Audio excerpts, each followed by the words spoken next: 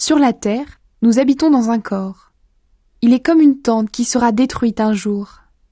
Mais nous le savons, dans les cieux, nous avons une maison qui dure toujours. C'est Dieu qui l'a faite, ce ne sont pas les hommes.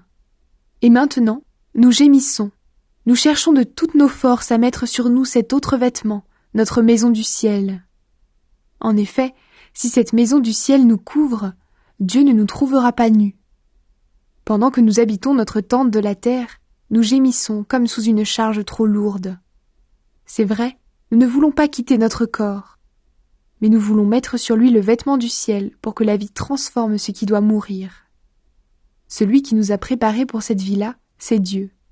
Il nous a donné l'Esprit Saint comme première part des biens que nous allons recevoir de lui.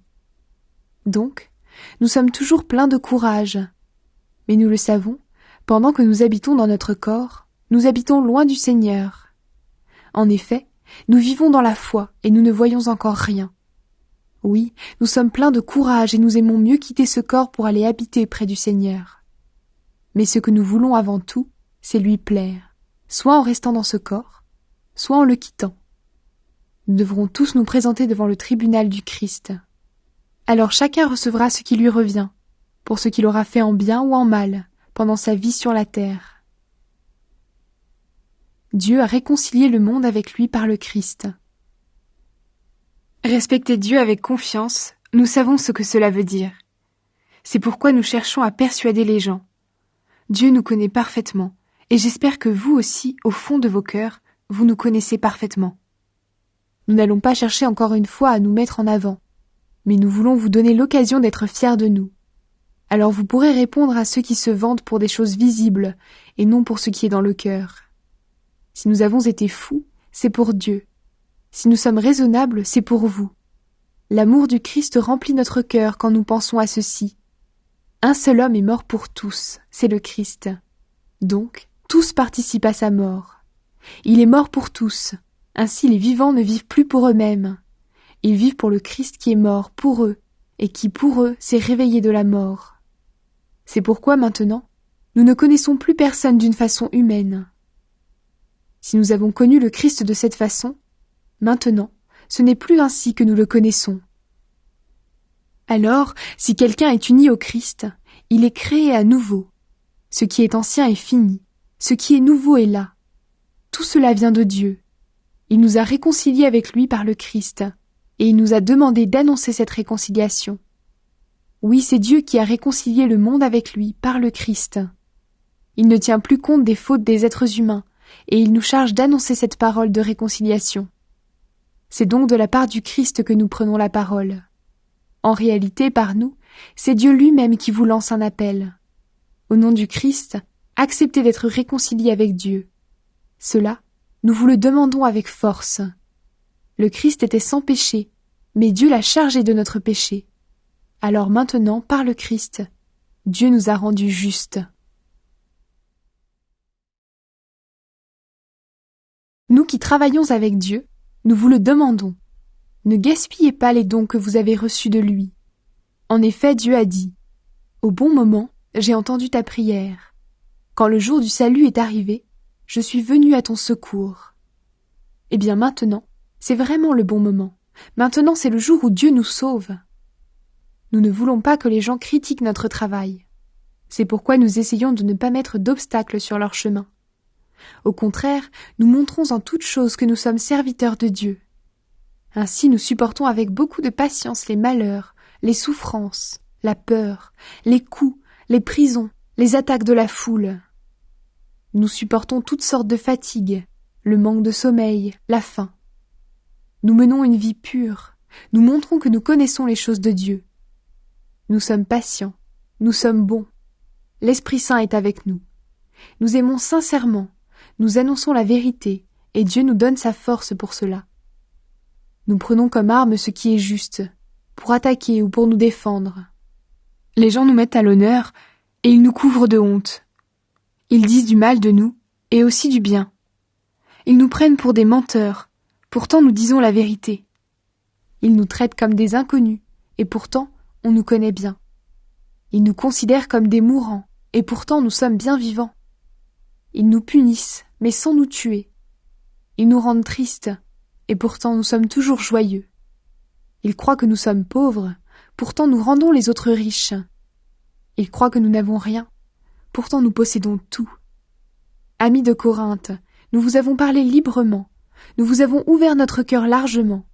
Il n'est pas fermé pour vous, ce sont vos cœurs qui sont fermés. Je vous parle comme un père à ses enfants. Faites comme nous, ouvrez votre cœur largement, vous aussi.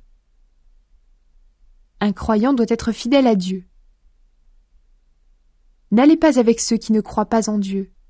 Vous ne pouvez pas vivre ensemble. Ce qui est juste et ce qui est contraire à Dieu, est-ce que cela va ensemble? Est-ce que la lumière va avec la nuit? Est-ce que le Christ peut être d'accord avec Satan? Est-ce qu'un croyant peut aller avec celui qui ne croit pas en Dieu? Qu'est-ce qu'il y a de commun entre la maison de Dieu et les faux dieux? Nous sommes la maison du Dieu vivant. Dieu l'a dit.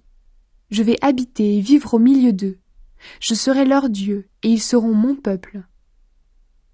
C'est pourquoi le Seigneur Dieu dit, « Quittez ces gens-là et allez loin d'eux. Ne touchez pas à ce qui est impur, et moi, je vous accueillerai. » Le Seigneur Tout-Puissant dit encore, « Je serai pour vous un père, et vous serez pour moi des fils et des filles. »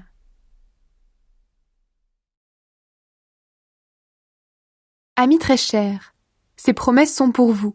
Alors lavons-nous de tout ce qui abîme notre corps et notre cœur. Cherchons à être parfaitement saints en respectant Dieu avec confiance. La joie de Paul. Faites-nous une place dans vos cœurs. Nous n'avons été injustes envers personne. Nous n'avons détruit la foi de personne. Nous n'avons profité de personne. Je ne dis pas cela pour vous condamner. Je l'ai déjà dit. Vous êtes dans nos cœurs et nous sommes toujours ensemble, morts ou vivants.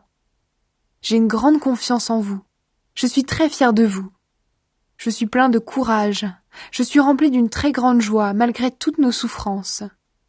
En effet, quand nous sommes arrivés en Macédoine, nous n'avons pas eu de repos. Au contraire, nous avons rencontré toutes sortes de difficultés, des luttes autour de nous et la peur dans notre cœur. Mais Dieu, qui donne du courage à ceux qui sont découragés, nous a consolés par l'arrivée de Tite. Ce n'est pas seulement l'arrivée de Tite qui nous a consolés, c'est aussi l'encouragement que vous lui avez donné. Il nous a dit que vous aviez très envie de me voir. Il nous a parlé de votre tristesse, de votre ardeur à me défendre. Alors ma joie a été encore plus grande. Si mon autre lettre vous a rendu triste, je ne le regrette pas. Oui, je le sais bien, cette lettre vous a rendu triste pendant un certain temps. Je l'ai peut-être regretté, mais maintenant je suis dans la joie. Ce n'est pas à cause de votre tristesse, mais parce que cette tristesse a changé votre cœur. Elle a plu à Dieu, et ainsi, nous ne vous avons fait aucun mal. En effet, la tristesse qui plaît à Dieu change notre cœur. De cette façon, nous pouvons être sauvés, et nous n'avons pas à regretter cette tristesse. Mais la tristesse qui ne change pas le cœur produit la mort. Votre tristesse a plu à Dieu. Regardez maintenant les résultats. Mais oui, quelle rapidité pour agir, quelles excuses, quels regrets, quelle peur de mal faire, quelle envie de me revoir, quelle ardeur, quelle volonté de punir le coupable. En tout cas, dans cette affaire, vous avez montré que vous étiez innocent. Ainsi, je ne vous ai pas écrit à cause de celui qui vous a fait du mal. Je ne vous ai pas écrit non plus à cause de celui qui a supporté ce mal. Mais j'ai voulu vous montrer devant Dieu que vous étiez prêts à agir activement pour nous. Voilà ce qui nous a encouragés. En plus de cet encouragement, nous avons été encore plus heureux à cause de la joie de Tite.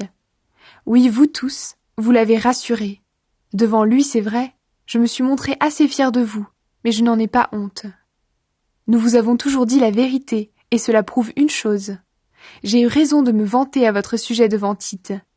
Il se rappelle combien vous étiez tous prêts à obéir, et comment vous l'avez reçu avec grand respect et en tremblant. C'est pourquoi son amour pour vous est encore plus grand. Je suis heureux de pouvoir compter sur vous pour tout. L'aide aux chrétiens de Jérusalem. Frères et sœurs chrétiens, nous voulons vous faire connaître ceci. Dieu a montré ses bienfaits dans les